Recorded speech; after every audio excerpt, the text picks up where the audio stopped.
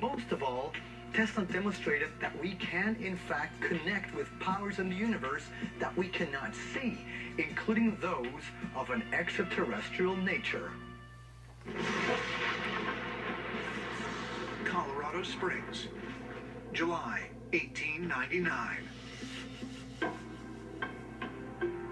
While testing a magnifying transmitter built to track storms, Nikola Tesla claims he received some sort of transmission from an unknown source. One night he was tracking thunderstorms 600 miles away, but all of a sudden he heard these beeps. And it was 3 beats in sequence.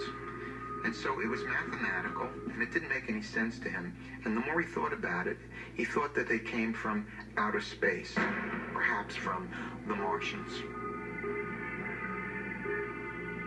Mars' orbit brings it close to the Earth periodically, about once every 1.8 years.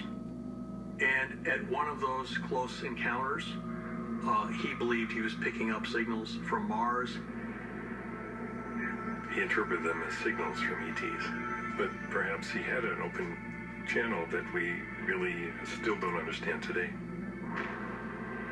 Tesla believed it's absurd to think we're the only intelligent beings in the universe. If that's the case, where are they in the intelligence hierarchy, and why wouldn't they want to communicate with an intelligent force on the Earth? Tesla reported this otherworldly communication and proclaimed his belief in extraterrestrials in February of 1901 in an article for Collier's Weekly titled "Talking with the Planets." Tesla became obsessed with trying to receive further radio communications from other planets. Based on these transmissions that Tesla was receiving, he developed the theory that this extraterrestrial presence had been on Earth for a millennium, that these extraterrestrials had been controlling mankind from the very beginning. How far did these communications go? Did it lead to the point where he was actually able to receive useful information that was helping him build his inventions? Many believe that this is what happened, and that Tesla had direct contact through the things he'd invented with extraterrestrial intelligence. But the shocking revelation was shunned by Tesla's scientific peers and led many to deem him a mad scientist. So you have Nikola Tesla electrifying the world, literally.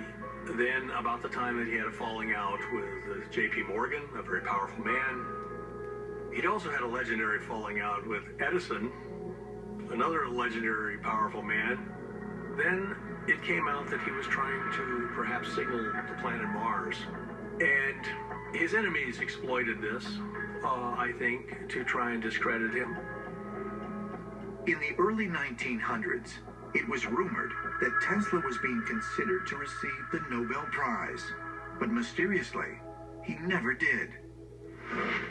Even today, scientists don't take him into account the way they should. Tesla talked about atoms working like solar systems, and that light could work as a wave and a particle. Einstein got a Nobel Prize for saying light worked like a particle, and Bohr and Rutherford got a Nobel Prize for saying that atoms were like little solar systems.